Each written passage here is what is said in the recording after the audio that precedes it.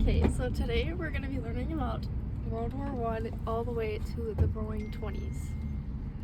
So first we're going to start with the causes of World War One. So there are a few main causes and then one really big cause. So first was militarism, which is just overall like massive military and belief in your military. Then we have alliances, which just these alliances cause different conflicts throughout all the other countries, and that helped lead to the war. Then we have imperialism and nationalism, and then the big one was the assassination of Archduke Franz Ferdinand, because that just was a big turning point that made a lot of the countries go into war. And here's just like a little graphic of like the assassination, you know. So then we have why the U.S. entered the World War One, because originally they didn't.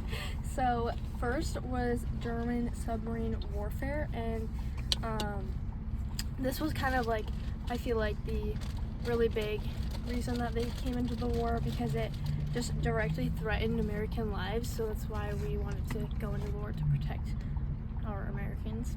And then the Zimmerman telegram, and protecting American trade, and those were big reasons. And then President Wilson at the time also wanted the world to be safe, or democracy, so that's why he wanted to go to the war. And here's some submarine warfare. So World War One was kind of different from other wars, so here's why. So first, there was just a lot of advancements during this time with the technology and how we fought in the war. So there was tanks, planes, poison gas, and then there also were a lot more alliances globally in this war compared to other ones. We also used trench warfare, which is a new type of warfare during this time, and it was very different, and it really helped some of the countries succeed. And then lastly, it was kind of called like total war because there were so many different countries fighting at the time. And here's one of the planes that was used. So then there was the Treaty of Versailles, and this was kind of leading to ending the war. So this was when Germany was forced to accept blame for the war, and they had to repay reparations kind of for the entire thing. So they owed a lot of money, which then led them to lose territory and military power.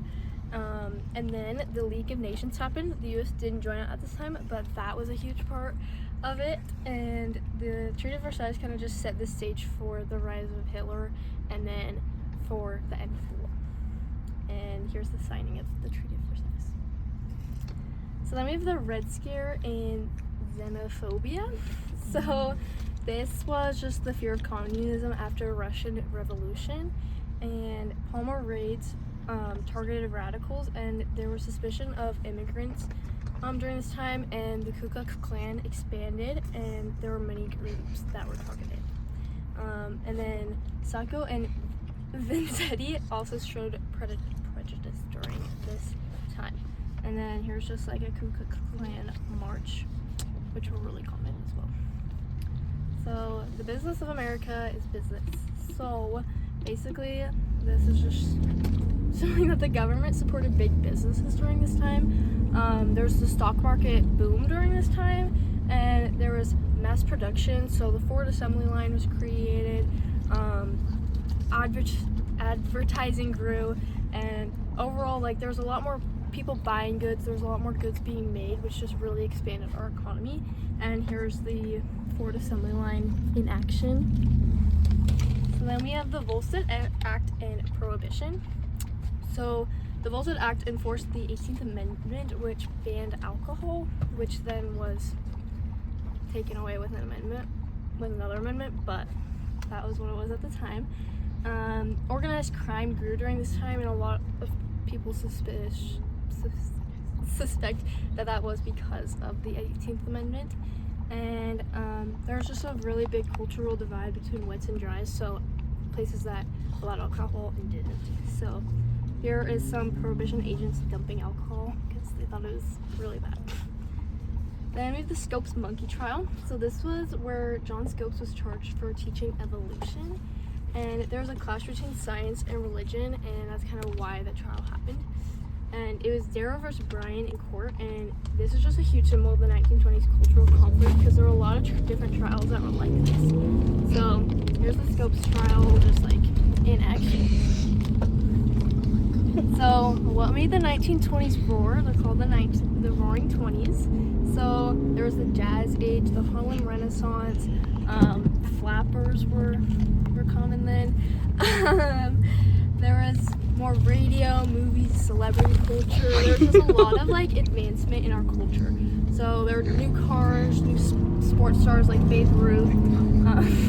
There were a lot of new inventions, and there was just so many different advancements during this time, which is why it's called the Roaring 20s, because everything was just growing more and more. So yeah, there's just a little graphic of the Roaring 20s. So overall, World War I changed America's role in the world forever.